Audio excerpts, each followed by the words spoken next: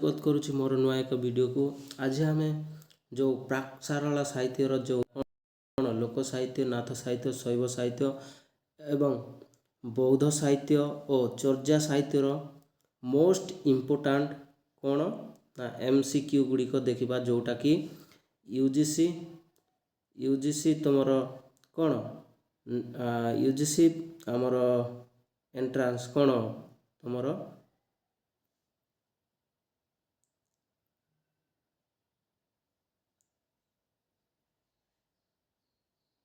PG करवा पिला माने जो यूजीसी नेट हैला, नेट एग्जाम रे हैला, तो एटा तुमर कोठी पाई ना ओडिया ऑनर्स पाई हैला, ओडिया ऑनर्स पिला ना कौन कौन रही ताहा आमे संपूर्ण भाव रे ए 50 गोटी MCQ देखिबा, जोटा कि बहुत गुरुत्वपूर्ण एवं एठारु ही माने प्रायतः क्वेश्चन आसी थाए ना कोटी लोक साहित्य, नाथ साहित्य, शैव साहित्य और बौद्ध साहित्य तथा चर्या साहित्य।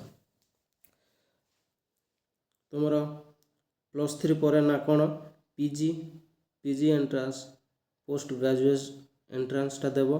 तापर आउ गोटे रही तुमर कौन ना CUET, एटा माने गुरुत्वपूर्ण क्वेश्चन गुड़ाक एवं यह सहित जी माने ना कौन पीजी पर नेट देवाको चाहूँगी से माने मध्य ए गुड़िक देखा बहुत जरूरी। तो डेरी न करी वीडियोटी आरंभ करवा।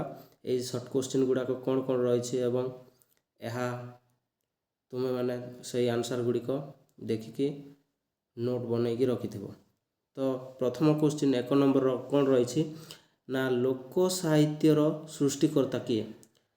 ऑप्शन ए देछि साधु व्यक्ति, ऑप्शन ख देछि सहरवासी, ऑप्शन ग देछि वैयाकरणी एवं ऑप्शन घ देछि ना कौन ग्रामीण जनता। तो राइट आंसर कौन है ना ग्रामीण जनता। लोक साहित्य लोक मानक द्वारा कथित जो गीत हैला बा लोक मानकर कथित रु ही कौन हैला ना लोक साहित्य हैला। बुझी पारछ। तापर 2 नंबर क्वेश्चन देखिबा। 2 नंबर क्वेश्चन कौन केउ साहित्यिक को महान विद्वान ठारू गंडमूर्ख पर्यंत समस्ते बुझी पारती ताहाको कौन कह जाए ना लोक साहित्य कहती। ए कथा किए कहिथिले एटा तुमर ऑप्शन नंबर ए हेजिबो राइट आंसर कुंज बिहारी दास कहिथिले। देख कौन कही ए क्वेश्चन टी भल भाव बुझ ना कौन कही जेउ साहित्य को महान विद्वान ठारू गंडमूर्ख पर्यंत, कारण आमे जो अंचल बसवास करूँ से अंचलर भाषा अलग थाए एवं कथन शैली अलग थाए, हाँ कि ना ठीक से परे। किंतु ये कौन कहे विद्वान ठारू जे ज्ञान रे विद्वान थांती बोले अधिक ज्ञान हासिल करि थांती तांको ठारू गंडमूर्ख पर्यंत समस्ते बुझी पारती ताहाको कौन कह जाए लोक साहित्य। लोक साहित्य कहले लोक मानकर कथित साहित्य को ही लोक साहित्य कह जाए। बुझी पारछ। एटा किए कहिथिले ना कुंज बिहारी। तापर देखिबा 3 नंबर क्वेश्चन। 3 नंबर क्वेश्चन लोक साहित्य को मुख्यतः केते भाग रे विभक्त करा जाय केते भाग रे ना कौन तुम एटा 2 हेबो राइट आंसर कौन ना लोक साहित्य केते भाग रे विभक्त ना 2 भाग रे। क्यों क्यों साहित्य सेटा को कहा जाए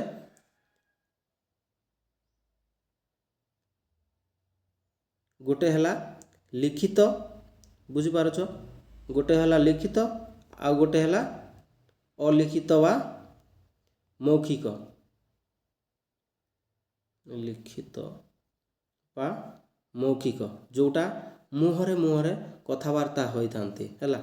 तुमर लोक साहित्य 2 प्रकार। तापर आगु को बढ़िबा। 4 नंबर क्वेश्चन कौन लोक शब्दर इंग्राजी रूप कौन हम कौन है पिला माने। ऑप्शन ए फ्लोक नाई एटा भूल। तापर ऑप्शन ख फ्लोक एटा भी नाई। ऑप्शन ग हे जिवो राइट आंसर कौन ना फोल्क। फोल्क माने लोक। बुझी पारछ। 5 नंबर क्वेश्चन देखबा लोक कहले के मानन को बुझा जाए। एटा तो आपण समस्त जानी थिबो ना कौन लोक कहले आदिवासी, ନାଇଁ, ଏଟା ମାନେ ଗୋଟେ ଜନଜାତିକୁ ବୁଝେଇଲା। କିନ୍ତୁ ଏଠି କ'ଣ ଲୋକ କହିଲେ ସମସ୍ତ ଲୋକଙ୍କୁ କୁହାଯାଏ।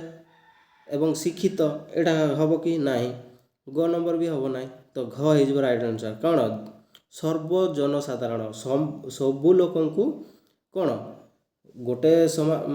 ଗୋଟେ ଏରିଆରେ ଯେତେ ଲୋକ ବି ଅଛନ୍ତି ସେହି ସମସ୍ତଙ୍କୁ ମିଶେଇକି କ'ଣ କୁହାଯାଏ ନା ଲୋକ କୁହାଯାଏ। ନା ସେ ଗ୍ରାମରେ ଏତେ ଲୋକ ବସବାସ କରୁଛନ୍ତି କିମ୍ବା ରହୁଛନ୍ତି ବୋଲି ଆମେ କହୁଛୁ କି ନାହିଁ। କିନ୍ତୁ ଏଠି ଲୋକ କହିଲେ ସମସ୍ତଙ୍କୁ ବୁଝାଯାଏ, ଜଣେକୁ ନାହିଁ କିମ୍ବା ଗୋଟେ ଜାତିକୁ ବୁଝାଯାଏ ନାହିଁ। ସମସ୍ତ ସର୍ବଜନସାଧାରଣଙ୍କୁ କ'ଣ କୁହାଯାଏ ନା ଲୋକ। ତାପରେ ଆଗକୁ ବଢ଼ିବା।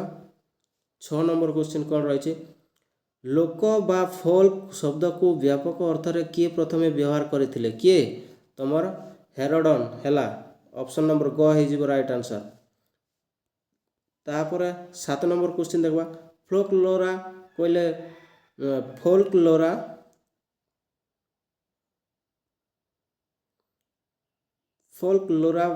ଶବ୍ଦଟିକୁ ପ୍ରଥମେ କିଏ ଲୋକବିଦ୍ୟା ପାଇଁ ବ୍ୟବହାର କରିଥିଲେ? କିଏ? ଏଇଟା ତମର ରାଇଟ୍ ଆନ୍ସର୍ କିଏ ହେଇଯିବ? ଅପସନ୍ ନମ୍ବର ଏ ହେଇଯିବ ରାଇଟ୍ ଆନ୍ସର୍ ହେଲା, ଥୋମାସ୍। ତାପରେ 8 ନମ୍ବର କ୍ୱେଶ୍ଚିନ୍ ଦେଖିବା। 8 ନମ୍ବର କ୍ୱେଶ୍ଚିନ୍ କ'ଣ ରହିଛି? ଲୋକ ଜୀବନର ହସ କାନ୍ଦ ଓ ସୁଖ ଦୁଃଖ, ଆଶା ନିରାଶ ଆଦି ପ୍ରକୃତ ଭାବରେ ଯେଉଁଠାରେ ଆତ୍ମପ୍ରକାଶ କରିଥାଏ ତାହାକୁ କେଉଁ ସାହିତ୍ୟ କୁହାଯାଏ? କେଉଁ ସାହିତ୍ୟ କୁହାଯାଏ ପିଲା? ନା ଲୋକ ସାହିତ୍ୟ କୁହାଯାଏ। କାରଣ ଆମେ ଲୋକ ସାହିତ୍ୟ ପଢ଼ୁଛୁ ରେ, ଲୋକ ସାହିତ୍ୟ ପଢ଼ୁଛୁ ମାନେ ଲୋକ ସାହିତ୍ୟ। ତା ଛଡ଼ା ଏଠି କ'ଣ ଦେଇଛି? ହସ, ଜୀବନର କ'ଣ ହସ କାନ୍ଦ, ସୁଖ ଦୁଃଖ, ଆଶା ନିରାଶ ହେବା ପ୍ରାକୃତିକ ଭାବରେ ଯେଉଁଠାରେ ଜଡ଼ିତ ସେଟା ଲୋକ ସାହିତ୍ୟ। ଲୋକମାନଙ୍କ ଠାରୁ ହିଁ ଏଇ ସବୁ କ'ଣ ଦେଖିବାକୁ ମିଳେ, ହଁ କି ନାହିଁ? ତାପରେ 9 ନମ୍ବର କ୍ୱେଶ୍ଚିନ୍ ଦେଖିବା। 9 ନମ୍ବର କ୍ୱେଶ୍ଚିନ୍ କ'ଣ ଦେଇଛି? ସୁଧୀବର୍ଗ ଓ ବା ପାଣ୍ଡିତ୍ୟ ଆଧାରିତ ଶିଷ୍ଟ ସାହିତ୍ୟକୁ କେଉଁ ସାହିତ୍ୟ କୁହାଯାଏ? ତମର ଏଇଟା ହେଉଛି ଅପସନ୍ ନମ୍ବର ଡି ହେଇଯିବ ରାଇଟ୍ ଆନ୍ସର୍, ବିଦଗ୍ଧ ସାହିତ୍ୟ। 10 ନମ୍ବର ଦେଖିବା। ପଲ୍ଲୀ ସାହିତ୍ୟ ବା ଲଘୁ ସାହିତ୍ୟ ବା ଗାଉଁଲି ସାହିତ୍ୟ ବା କଥିତ ସାହିତ୍ୟ ଆଦି କେଉଁ ସାହିତ୍ୟର ଅନ୍ତର୍ଭୁକ୍ତ? ନା ତମର କେଉଁ? ନା ଲୋକ ସାହିତ୍ୟ। ଅପସନ୍ ନମ୍ବର ଖ ହେଇଯିବ ରାଇଟ୍ ଆନ୍ସର୍। ବୁଝିପାରୁଛ? ପଲ୍ଲୀ ସାହିତ୍ୟ, ପଲ୍ଲୀ କହିଲେ କ'ଣ? ଗ୍ରାମାଞ୍ଚଳ ବା ଛୋଟ ଛୋଟ ପଲ୍ଲୀ ଗ୍ରାମମାନଙ୍କୁ ସେଇଠାରେ ଯାହା କଥାବାର୍ତ୍ତା ହେଉଛନ୍ତି ବା ଯାହା ସାଂସ୍କୃତିକ ରହିଛି ସେଇଟା ପଲ୍ଲୀ ସାହିତ୍ୟ ହେଲା। ଲଘୁ ସାହିତ୍ୟ ସେଇଭଳି ଠିକ୍। ତାପରେ ଗାଉଁଲି, ଗାଁ ଅଞ୍ଚଳରେ ଯେଉଁ ଗାଉଁଲି କଥାର ବ୍ୟବହାର ହୋଇଥାନ୍ତି ତାଙ୍କ ମଧ୍ୟରେ ମଧ୍ୟ ଯେଉଁ ସାହିତ୍ୟ ସୃଷ୍ଟି ହେଇଛି ସେଇଟା ଗାଉଁଲି ସାହିତ୍ୟ। ଏବଂ କଥିତ ସାହିତ୍ୟ କହିଲେ କଥାରେ ଯେଉଁ ସାହିତ୍ୟ ସୃଷ୍ଟି ହୁଏ ବା କଥିତ ସମୟରେ ଯେଉଁ ଗୀତ ଗାନ କରାଯାଏ ସେଇ ଦ୍ୱାରା ଗୁଡ଼ିକ ହେଉଛି କ'ଣ? ନା ତୁମର କଥିତ ସାହିତ୍ୟ ହେଲା। ଏହା ତୁମର ରାଇଟ୍ ଆନ୍ସର୍ ହେଇଯିବ। ଲୋକ ସାହିତ୍ୟରେ ଏହିସବୁ ସାହିତ୍ୟ ଦେଖିବାକୁ ମିଳେ। ତାପରେ 11 ନମ୍ବର କ୍ୱେଶ୍ଚିନ୍ ଦେଖିବା। 11 number question John Beams folklore of Odisha ନାମକ ପ୍ରବନ୍ଧଟି କେଉଁ ପତ୍ରିକାରେ ନା କେତେ 1872 ଖ୍ରୀଷ୍ଟାବ୍ଦରେ ପ୍ରକାଶିତ ହୋଇଥିଲା? କେଉଁ ପତ୍ରିକାରେ? ଏଠି ଦେଇଛି କେଉଁ ପତ୍ରିକାରେ କହିଛି। କେଉଁ ପତ୍ରିକା? ନା ତମର ଏଇଟା ରାଇଟ୍ ଆନ୍ସର୍ ହେବ ଇଣ୍ଡିଆନ୍ ଏଣ୍ଟିକ୍ୱାରୀ ଭୋଲ୍ କେତେ 1 ଏଇ ପତ୍ରିକାରେ ପ୍ରକାଶିତ ହୋଇଥିଲା। ବୁଝିପାରୁଛ? ତାପରେ 12 ନମ୍ବର କ୍ୱେଶ୍ଚିନ୍, ଓଡ଼ିଆ ଲୋକ ସାହିତ୍ୟରେ ପ୍ରଥମ ସଂକଳନ କାର୍ଯ୍ୟ 1876 ଖ୍ରୀଷ୍ଟାବ୍ଦରେ କିଏ ଆରମ୍ଭ କରିଥିଲେ? କିଏ ପିଲେ? ନା ଲୋକ ସାହିତ୍ୟର ପ୍ରଥମ ସଂକଳନ କାର୍ଯ୍ୟ। ବୁଝିପାରୁଛ? ଏଇଟା ତୁମର ରାଇଟ୍ ଆନ୍ସର୍ ହେଇଯିବ ଅପସନ୍ ନମ୍ବର ଘ, କପିଳେଶ୍ୱର ବିଦ୍ୟାଭୂଷଣ ନନ୍ଦ ଶର୍ମା ଏଇଟା ଆରମ୍ଭ କରିଥିଲେ। ବୁଝିପାରୁଛ? ତାପରେ ଆଗକୁ ବଢ଼ିବା। ତାପରେ କ୍ୱେଶ୍ଚିନ୍ ଦେଖିବା। କେତେ 13 ନମ୍ବର କ୍ୱେଶ୍ଚିନ୍, କେତେ ଖ୍ରୀଷ୍ଟାବ୍ଦରେ ଜି.ଇ. ଗ୍ରୋଭର ଦକ୍ଷିଣ ଭାରତୀୟ ଲୋକଗୀତ ପୁସ୍ତକଟି ପ୍ରକାଶ କରିଥିଲେ? କେତେ ମସିହାରେ ପିଲେ? ନା ତୁମର ଏଇଟା ରାଇଟ୍ ଆନ୍ସର୍ ହେଇଯିବ ଖ, କେତେ 1872 ମସିହାରେ। 14 ନମ୍ବର ଦେଖ, ନୀଳମଣି ବିଦ୍ୟାରତ୍ନ କେତେ ଖ୍ରୀଷ୍ଟାବ୍ଦରେ କିଛି ଢଗ ଓ ଶ୍ଲୋକାଂଶ ସଂଗ୍ରହ କରିଥିଲେ? ଏଇଟା ତୁମର କେବେ? ନା 1903। ତୁମର ରାଇଟ୍ ଆନ୍ସର୍ ହେଇଯିବ ଘ। ହେଲା। ତାପରେ 15 नंबर क्वेश्चन देख 1914 ख्रीष्टाब्दରେ किए प्रबादमाला पुस्तक प्रकाश करथिले किए पिले राघवानंद दास एटा नाही तुमर भूल अपर्णा पंडा नाही एटा भी भूल चक्रधर महापात्र भी नाही एटा भगवान होता ऑप्शन डी है राइट आंसर किए पिले ना भगवान होता है राइट आंसर। तापरे आग को बढ़िबा ओडिशार प्रथम लोक कहानी संग्रहक किए किए पिले ओडिशार प्रथम लोक कहानी किए तुमर एटा है गोपाल चंद्र प्रहराज ऑप्शन नंबर घ है राइट आंसर कोटा ऑप्शन घ ग हैला गोपाल चंद्र प्रहराज है राइट आंसर। तापर आग को बढ़ 17 नंबर क्वेश्चन कौन है 21टी लोक कहानी को नहीं क्यों प्रकाशित होइथिबा उत्कल कहानीर स्रष्टा किए ना जो 21 गोटी लोक कहानी को नहीं प्रकाशित होइथिबा उत्कल कहानीर स्रष्टा किए 21 गोटी ना क्या को लोक कहानी को नहीं कि गोटे उत्कल कहानी पुस्तक गठित होइछि ताहार स्रष्टा किए बोलिछे किए पिले तुमर 17 नंबर राइट आंसर है ऑप्शन नंबर कौन घ गोपाल चंद्र प्रहराज बुझिपारछ। तापर 18 नंबर देख अपर्णा पंडांक ढगढमाली तत्वबोधिनी पुस्तक केबे प्रकाशित होइथिला एटा तुमर 18 राइट आंसर है केते 1923 मसीह रे पिले बुझिपारछ। तापर 19 नंबर क्वेश्चन देखिबा कथा लहरी पुस्तक संग्राहक किए कथा लहरी किए लिखिछंती ना जैनिक कारण महिला एटा ऑप्शन घ है राइट आंसर यही 19 नंबर राइट आंसर कथा लहरी एटा राइट आंसर है 20 देख उत्कल कहानी पुस्तकर प्रथम भाग केबे प्रकाश होइतिला प्रथम भाग केबे होइतिला पिले ना तुमर 1900 मसीह रे क है राइट आंसर बुझिपारछ। तापर देखिबा केते 22 नंबर क्वेश्चन कौन रही 1921 ख्रीष्टाब्द प्रकाशित उत्कल कहानी दर्पण लोकगल्प संकलन संग्राहक किए ना किए तुमर एटा श्रीधर चरण राधाचरण महापात्र है राइट आंसर है 23 नंबर को 25टी लोककथा को नहीं संगृहित कथा लहरी पुस्तक केबे प्रकाशित होइथिला ना 25टी एबे जस्ट आमे पढ़िले पिले ना केते तुमर 1903 रे जदि हाँ एटा तुमर कौन जे संग्रह करिथिले कहिछि एटा किंतु प्रकाशित होइथिला हेले एटा हे तुमर राइट आंसर ऑप्शन नंबर ग हे राइट आंसर 1901 रे हेइथिला कौन प्रकाशित किंतु सेटा को ढग और स्लोगान संग्रहर सेटा होछि 1903 एटा 1903 हे ना कौन किछि ढग और स्लोगान संग्रह करिथिले एटा 1903 रे किंतु प्रकाशित होइथिला केते 1901 रे। तापर 23 नंबर देख 23 नंबर कौन देछि ना श्री चक्रधर महापात्र 1939 ख्रीष्टाब्द गाउली गीत गुड़ी को नहीं प्रकाशित पुस्तकर नाम कौन तुम एटा राइट आंसर है उत्कल गाउली गीत चुंबक एटा है राइट आंसर।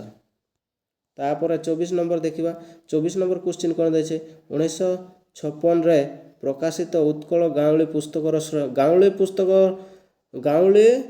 उत्कल गाउली गीत कहिछि कौन कहिछि उत्कल गाउली गीत यार स्रष्टा किए ना तुमरा चक्रधर महापात्र ऑप्शन नंबर ग हो राइट आंसर। तापर 25 नंबर क्वेश्चन देखा चक्रधर महापात्र ओडिया ग्राम्य गीति पुस्तकटी केते ख्रीष्टाब्द प्रकाशित होइथिला ना एटा तुमर केते 1958 रे होइथिला हैला। तापर 26 नंबर देखा डॉक्टर कुंज बिहारी दास संगृहीत गीत गुड़ी को नहीं पल्ली पुष्प ଗ୍ରନ୍ଥଟି କେବେ କେତେ ଖ୍ରୀଷ୍ଟାବ୍ଦରେ ପ୍ରକାଶିତ ହୋଇଥିଲା? ଏଇଟା କେତେ? 1948। ଏଇଟା ତୁମ ରାଇଟ୍ ଆନ୍ସର୍ ହେଇଯିବ ଅପସନ୍ ନମ୍ବର ଖ। 27 ନମ୍ବର କ୍ୱେଶ୍ଚିନ୍ ଦେଖ। 27 ନମ୍ବର କ୍ୱେଶ୍ଚିନ୍ କ'ଣ ଦେଇଛି?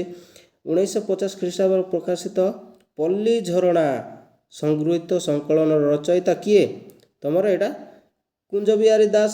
ଆଗେ ପଢ଼ିଲୁ ମାନେ ସେଇ କେତୋଟି କ୍ୱେଶ୍ଚିନ୍ ଯଦି କୁଞ୍ଜ ବିହାରୀର ଆସିବ ବୋଲେ ଏଇଠି କ'ଣ କୁଞ୍ଜ ବିହାରୀ ହିଁ ହେଇଯିବ ହେଲା। ଅପସନ୍ ନମ୍ବର କ ହେଇଯିବ ରାଇଟ୍ ଆନ୍ସର୍। ଏବେ ନେକ୍ସଟ କ୍ୱେଶ୍ଚିନ୍ ଦେଖିବା। 28 ନମ୍ବର କ୍ୱେଶ୍ଚିନ୍ କ'ଣ ଦେଇଛି? ଓଡ଼ିଆ ଲୋକଗୀତ ଓ କାହାଣୀ ପୁସ୍ତକର ସ୍ରଷ୍ଟା କିଏ? କିଏ ପିଲେ? ଏଇଟା ବି ତୁମର ରାଇଟ୍ ଆନ୍ସର୍ ହେଇଯିବ କୁଞ୍ଜ ବିହାରୀ ଦାସ ହେଲା। ତାପରେ 29 ଓଡ଼ିଆ ଲୋକଗୀତ ଓ ଲୋକ କାହାଣୀ ଗ୍ରନ୍ଥଟି କେତେ ଖ୍ରୀଷ୍ଟାବ୍ଦରେ ପ୍ରକାଶିତ ହୋଇଥିଲା? କେତେ ଖ୍ରୀଷ୍ଟାବ୍ଦରେ ପିଲେ? ନା ଏବେ ଜଷ୍ଟ ପଢ଼ିଲେ 1958 ହେଲା। କେଉଁଠି ଦେଇଛି ତୁମର? ଗ। ଅପସନ୍ ଗ ହେଇଯିବ ରାଇଟ୍ ଆନ୍ସର୍। ତାପରେ 30 ନମ୍ବର କ୍ୱେଶ୍ଚିନ୍ କ'ଣ ରହିଛି? ବିଶ୍ୱ ସାହିତ୍ୟ କ୍ଷେତ୍ରରେ ପ୍ରଥମେ ଜର୍ମାନ ଦେଶର ଜ୍ୟାକବ୍ ଗ୍ରିମ୍ ଓ ୱିଲିୟମ୍ ହେଲ୍ମଗ୍ରିମ୍ ଦୁଇ ଭାଇ ସଂଗ୍ରହ କରିଥିବା ଲୋକ କାହାଣୀ ପୁସ୍ତକର ନାମ କ'ଣ ବୋଲିଛି? କ'ଣ ପିଲେ? ଏଇଟା ତୁମର କିଏ? ହାଉସ୍ ହୋଲ୍ଡ ଟେଲ୍ସ ହେଇଯିବ। ଅପସନ୍ କ ହେଇଯିବ ରାଇଟ୍ ଆନ୍ସର୍ ହେ। ତାପରେ 31 ନମ୍ବର କ୍ୱେଶ୍ଚିନ୍ ଦେଖିବା ନା କ'ଣ? ଫୋଲ୍କ ଟେଲ୍ସ ଅଫ୍ ଓଡ଼ିଶା ଗଳ୍ପ ସଂକଳନ ରଚୟିତା କିଏ? ତୁମର ଉପେନ୍ଦ୍ର ନାରାୟଣ ଦତ୍ତ। ଯଦି ଯେଉଁଠି ଦେଇଛେ ସେଇଟା ହେଇଯିବ ରାଇଟ୍ ଆନ୍ସର୍ ପିଲେ ନା କ'ଣ? ଅପସନ୍ ଘ ହେଇଯିବ ରାଇଟ୍ ଆନ୍ସର୍। ଉପେନ୍ଦ୍ର ନାରାୟଣ ଦତ୍ତ ଲେଖିଛନ୍ତି କ'ଣ ନା ଫୋଲ୍କ ଟେଲ୍ସ ଅଫ୍ ଓଡ଼ିଶା ହେଲା। ତାପରେ ଦେଖିବା 32 ନମ୍ବର 15ଟି ଅନୁଦିତ ଗଳ୍ପ ସଂକଳନ ଅର୍ଥାତ୍ କ'ଣ ଫୋଲ୍କ ଟେଲ୍ସ ଅଫ୍ ଓଡ଼ିଶା କେତେ ଖ୍ରୀଷ୍ଟାବ୍ଦରେ ପ୍ରକାଶିତ ହୋଇଥିଲା? ନା ଏଇଟା ତୁମ ରାଇଟ୍ ଆନ୍ସର୍ ହେଇଯିବ ଅପସନ୍ ନମ୍ବର ଖ। କ'ଣ 1923ରେ ପ୍ରକାଶିତ ହୋଇଥିଲା ହେଲା। ତାପରେ 33 ନମ୍ବର କ୍ୱେଶ୍ଚିନ୍ ଦେଖିବା। ଡକ୍ଟର କୁଞ୍ଜ ବିହାରୀ ଦାସ ଲୋକଗଳ୍ପ ସଞ୍ଚୟନ ପୁସ୍ତକରେ କେତୋଟି ଭିନ୍ନ ସ୍ୱାଦର ଗଳ୍ପ ଅଛି ବୋଲି କହିଥିଲେ? ନା କେତୋଟି? ନା ତୁମର 223ଟି ଯେଉଁଠି ଅଛି ସେଇଟା ହେଇଯିବ ରାଇଟ୍ ଆନ୍ସର୍। କେତେ? ଗ ହେଇଯିବ ରାଇଟ୍ ଆନ୍ସର୍ ହେଲା। ତାପରେ 34 ନମ୍ବର ଦେଖ। ଲୋକ ଗଳ୍ପ ସଞ୍ଚୟନ ପୁସ୍ତକଟି କେତେ ମସିହାରେ ପ୍ରକାଶିତ ହୋଇଥିଲା? କେତେ ମସିହାରେ? ନା ଏଇଟା ତୁମର ଖ ହେଇଯିବ ରାଇଟ୍ ଆନ୍ସର୍। କ'ଣ 1964 ମସିହାରେ ପ୍ରକାଶିତ ହୋଇଥିଲା ହେଲା। ଆଉ ଆଗକୁ ବଢ଼ିବା। 35 କ୍ୱେଶ୍ଚିନ୍ ଦେଖିବା ପିଲେ ନା କ'ଣ? ଫୋଲ୍କଲୋରା ଶବ୍ଦଟି W.J. ଥମାସ କେତେ ଖ୍ରୀଷ୍ଟାବ୍ଦରେ ପ୍ରଥମେ ଚୟନ କରିଥିଲେ? କେତେ ସମୟରେ ଚୟନ କରିଥିଲେ? ନା ଏଇଟା 1846 ହେଇଯିବ ରାଇଟ୍ ଆନ୍ସର୍। ଅପସନ୍ କ ହେଇଯିବ ରାଇଟ୍ ଆନ୍ସର୍। 1946 ଖ୍ରୀଷ୍ଟାବ୍ଦରେ ସଂଗୃହୀତ ଗୀତଗୁଡ଼ିକୁ ନେଇ ପ୍ରକାଶିତ ହୋଇଥିବା ବହୁକ ସୁଖ ଦୁଃଖୀ ଗୀତିକା ପୁସ୍ତକ ରଚୟିତା କିଏ? ନା କିଏ ପିଲେ? ଏଇଟା ତୁମର ଏଇଟା ମୁଁ ବି କନଫର୍ମ ନାହିଁ। ଏଇଟା ଗ ହେଇଯିବ ରାଇଟ୍ ଆନ୍ସର୍। ଚକ୍ରଧର ମହାପାତ୍ର ହେଲା। ଚକ୍ରଧର ମହାପାତ୍ର ଲେଖିଛନ୍ତି। ଏ ଷ୍ଟଡି ଅଫ୍ ଓଡ଼ିଶା ଫୋଲ୍କଲୋରେ ପୁସ୍ତକ ରଚୟିତା କିଏ କରିଥିଲେ? ନା ଏଇଟା ବି ତୁମର କ'ଣ କୁଞ୍ଜ ବିହାରୀ ଦାସ ହିଁ ହେଇଯିବ। ଅପସନ୍ କ ହେଇଯିବ ରାଇଟ୍ ଆନ୍ସର୍। 38 ଦେଖିବା। 38 କ୍ୱେଶ୍ଚିନ୍ଟା କ'ଣ ରହିଛି? ଏ ଷ୍ଟଡି ଅଫ୍ ଓଡ଼ିଶା ଫୋଲ୍କଲୋରା ପୁସ୍ତକଟି କେତେ ଖ୍ରୀଷ୍ଟାବ୍ଦରେ ପଢ଼? ନା ତୁମର ଏଇଟା ହେଇଯିବ କେତେ? ଅପସନ୍ ଖ ହେଇଯିବ ରାଇଟ୍ ଆନ୍ସର୍। 1953ରେ ପ୍ରକାଶିତ ହୋଇଥିଲା। 39 ଦେଖିବା। 39 କ୍ୱେଶ୍ଚିନ୍ କ'ଣ ଦେଇଛି? The type of the folk tale ଏକ ଟାଇପ୍ ସମ୍ପର୍କିତ ପ୍ରମାଣିତ ଗ୍ରନ୍ଥର ରଚୟିତା କିଏ ବୋଲିଛି? କିଏ ପିଲେ? ନା ଷ୍ଟିଭ୍ ଥମ୍ପସନ୍। ଏଇଟା କେଉଁଠି? ନା ଅପସନ୍ କ ହେଇଯିବ ରାଇଟ୍ ଆନ୍ସର୍। କେତେ? ଷ୍ଟିଭ୍ ଥମ୍ପସନ୍ ଇଏ ରଚୟିତା ଅଟନ୍ତି। 40 ନମ୍ବର କ୍ୱେଶ୍ଚିନ୍ ଦେଖିବା। କରେନ୍ସି ଅଫ୍ ଫିଉ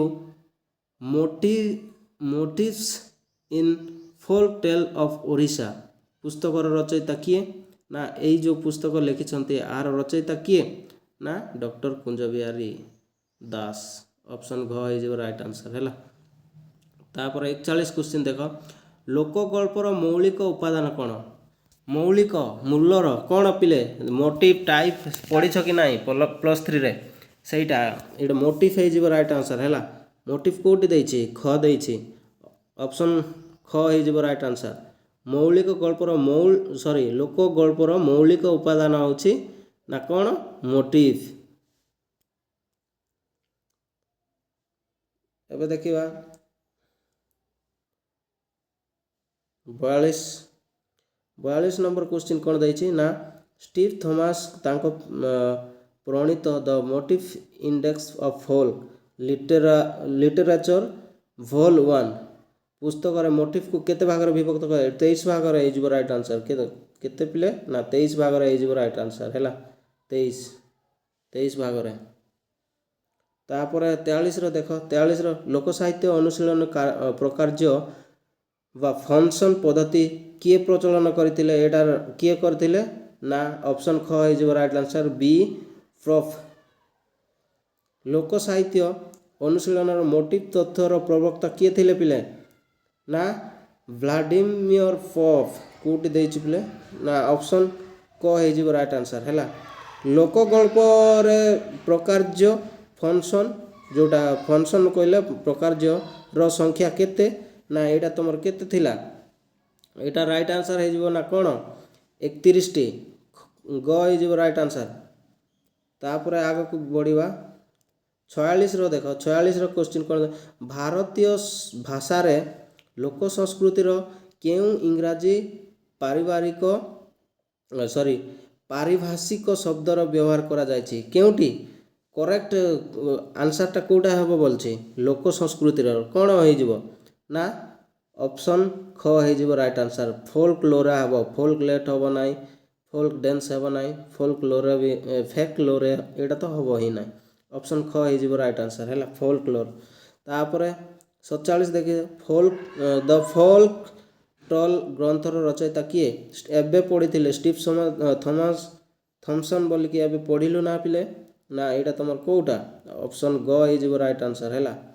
ତାପରେ 48 ନମ୍ବର କ୍ୱେଶ୍ଚିନ୍ ଦେଖିବା। 48ର କ'ଣ ଦେଇଛି? 48ର ଦେଇଛି ଫୋଲ୍କଲୋର୍ କହିଲେ ଆମେ କାହାକୁ ଚିହ୍ନିତ କରିବା? କାହାକୁ ପିଲେ? ଫୋଲ୍କଲୋର୍ କହିଲେ କ'ଣ? ନା ଏଇଟା ତୁମର ରାଇଟ୍ ଆନ୍ସର୍ ହେଇଯିବ କେଉଁଟା? ଗ ହେଇଯିବ ରାଇଟ୍ ଆନ୍ସର୍। ପ୍ରସଙ୍ଗ ବିଚ୍ଛିନ୍ନ ଲୋକ ସାଂସ୍କୃତିକ ଉପାଦାନକୁ ଆମେ ଫୋଲ୍କଲୋର୍ କହିବା, ଫେକ୍ଲୋର୍ କହିବା ହେଲା। ତାପରେ 49 ନମ୍ବର ଦେଖ, ଲୋକ କାହାଣୀରେ ଭାବସାର ବା ମୋଟିଭ୍ର ଭୂମିକା କ'ଣ? କ'ଣ ପିଲେ? ନା ବିସ୍ମୟ ଓ କୌତୁକ ସୃଷ୍ଟି କରିବା। କେଉଁଠି ଅଛି? ଅପସନ୍ ଗ। ଅପସନ୍ ଗ ହେଇଯିବ ରାଇଟ୍ ଆନ୍ସର୍ ହେଲା। ତାପରେ ଦେଖିବା 50 ନମ୍ବର କ୍ୱେଶ୍ଚିନ୍ କ'ଣ? ଲୋକନାଟ୍ୟ ପରମ୍ପରା ଓ କଣ୍ଢେଇ ନାଟ ବା ନାଚ ପୁସ୍ତକଟି କାହାର ସୃଷ୍ଟି? କାହାର? କିଏ ଲେଖିଛନ୍ତି? ଯେଉଁ ଲୋକନାଟ ପରମ୍ପରା ଆଉ କଣ୍ଢେଇ ନାଟ କିଏ? ନା ଗୌରାଙ୍ଗ ଚରଣ ଦାସ। କେଉଁଠି ଅଛି ପିଲାମାନେ? ଘ। ଅପସନ୍ ଘ ହେଇଯିବ ରାଇଟ୍ ଆନ୍ସର୍। ବୁଝିପାରୁଛ?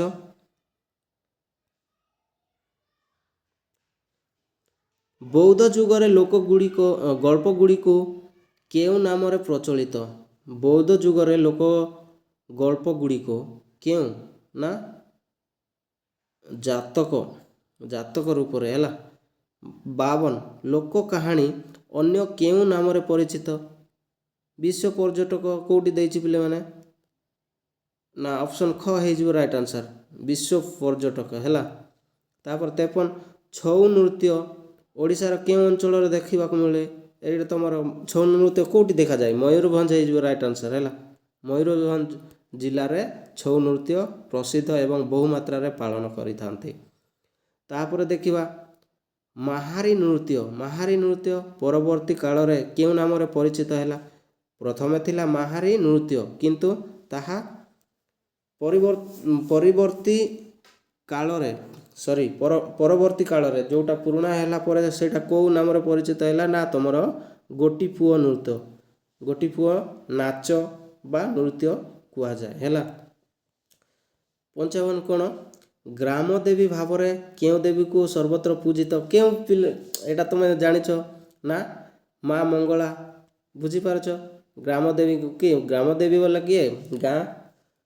ଗାଁର ଯେଉଁ ରହିଥାନ୍ତି ମହାଦେବୀ, ସେଇଟା ଗାଁ ମଙ୍ଗଳା, ଗାଁର ମଙ୍ଗଳ ପାଇଁ ସେଇ ଦେବୀକୁ ଲୋକମାନେ ପୂଜା କରିଥାନ୍ତି। 56 କୃଷକ ଗୀତ, ଶଗଡ଼ିଆ ଗୀତ, ନାଉରିଆ ଗୀତ, ସୁଆରିଆ ଡାକ ଗୀତ, ଚକୁଳିଆ ପଣ୍ଡା ଗୀତ ଆଦି କେଉଁ ଶ୍ରେଣୀର ଲୋକଗୀତ ଭାବରେ ପରିଚିତ? କେଉଁ ନା ଦେଖ, କୃଷକ ଯେତେବେଳେ ଚାଷ କରୁଥାଏ ସେ କ'ଣ ହାଳିଆ ବା ଥକି ପଡ଼ିଯାଇଥାଏ, ସେହି ସମୟରେ ଶଗଡ଼ିଆ ଗୀତ, ଶଗଡ଼ରେ ମଧ୍ୟ ଲୋକ କ'ଣ ଧାନ ହେଲା ଯେକୌଣସି ଶସ୍ୟ ନେବା ଆଣିବା ସମୟରେ ସେ ମଧ୍ୟ ଥକି ଯାଇଥାଏ। ତ ଏଗୁଡ଼ିକ ଯେତେ ବି ନାଉରିଆ କ'ଣ କରେ ନା ତା'ର ନାବ ଚଲାଏ, ଯେଉଁ ନାବକୁ ଚଲାଇବା ପାଇଁ ଯେଉଁ ସେ ବାଡ଼ିକୁ ଯେଉଁ ଧରିକି ପାଣିକୁ ଠେଲିକି ଆଗକୁ ନେଇଥାଏ। ତ ଏଇ ଯେତେ ବି ରହିଛି ପିଲେ, ଏଇଟା ତୁମର କ'ଣ କର୍ମମୂଳକ, କାରଣ କୃଷକ କ'ଣ ଚାଷ କରିବାକୁ କାମ କରିଥାଏ, ଶଗଡ଼ିଆ ତା'ର ମାଲ ଆମଦାନୀ ରପ୍ତାନି ପାଇଁ ସେ କ'ଣ ଶଗଡ଼ ଚାଳନା କରିଥାଏ। ନାଉରିଆ ଗୀତ ମଧ୍ୟ ସେମିତି ଲୋକକୁ ବସେଇକି ନାଉରିଆ ନଦୀ ପାର କରିଥାଏ। ସେଇଭଳି এই ଗୀତ ଗୁଡ଼ିକ କ'ଣ ନା କର୍ମମୂଳକ। ଅପସନ୍ ଗ ହେଇଯିବ ରାଇଟ୍ ଆନ୍ସର୍, ବୁଝିପାରୁଛ? ତାପରେ 57 ଦେଖ, ପ୍ରବଚନ, ଡାକ ବଚନ, ଖନା ବଚନ ଆଦି କେଉଁ ଶ୍ରେଣୀର ବୋଲି କହିଛି? କେଉଁ ଶ୍ରେଣୀର ପିଲେ? ନା ଏଇଟା ତୁମର କେଉଁ ଶ୍ରେଣୀର? ଏଇଟା ତୁମର କେତେ 57ର? ହଁ 57। ଏଇଟା ତୁମର ରାଇଟ୍ ଆନ୍ସର୍ ହେଇଯିବ କ'ଣ ପିଲାମାନେ? ନା ଦେଖ, ପ୍ରବଚନ, ଡାକ ବଚନ, ଖନା ବଚନ ଆଦି କେଉଁ ଶ୍ରେଣୀର ଲୋକଗୀତ? ଏଟା ନୀତି ନିୟମ ସମ୍ପର୍କୀୟ। ଅପସନ୍ ଖ ହେଇଯିବ ରାଇଟ୍ ଆନ୍ସର୍। ନୀତି ନିୟମ ଅନୁସାରେ ଏଇଟା କ'ଣ କରିଥାନ୍ତି? ପାଳନ କରିଥାନ୍ତି। ଆଶା କରୁଛି এই ଭିଡ଼ିଓଟି ଆପଣମାନଙ୍କୁ ଭଲ ଲାଗିବ ଏବଂ ଯିଏମାନେ UGC ନେଟ୍ ବା PG ଏଣ୍ଟ୍ରାନ୍ସ ତଥା ଆମର ଯେଉଁ ପିଲାମାନେ କ'ଣ ପାଇଁ ନା ନେଟ୍ ପାଇଁ ପ୍ରିପାରେସନ୍ କରୁଛ, ସେଇମାନଙ୍କ ପାଇଁ ଏହା ବହୁତ ହେଲ୍ପଫୁଲ୍ ହେବ। ଏବଂ ଆଶା କରୁଛି এই ଭିଡ଼ିଓଟି ଭଲ ଲାଗିଲେ ଆପଣ କ'ଣ କରିବେ, ସାଙ୍ଗସାଥିମାନଙ୍କୁ ସେୟାର କରିଦେବେ ଏବଂ ଚ୍ୟାନେଲଟିକୁ ସବସ୍କ୍ରାଇବ୍ କରିକି ବେଲ୍ ଆଇକନ୍କୁ କ'ଣ କରିଦେବେ ନା ଅଲ୍ କରିଦେବେ, ଯାହାଫଳରେ ମୁଁ ଏମିତି ଇନଫର୍ମେଟିଭ୍ ଭିଡ଼ିଓ ନେଇ ଆସିଲେ ଆପଣମାନେ ସର୍ବପ୍ରଥମେ ଦେଖିବାକୁ ପାଇବେ। ତ ପୁଣି ଦେଖା ହେବ ନୂଆ ଏକ ଭିଡ଼ିଓରେ। ଜୟ ଜଗନ୍ନାଥ, ବନ୍ଦେ ମାତରମ୍।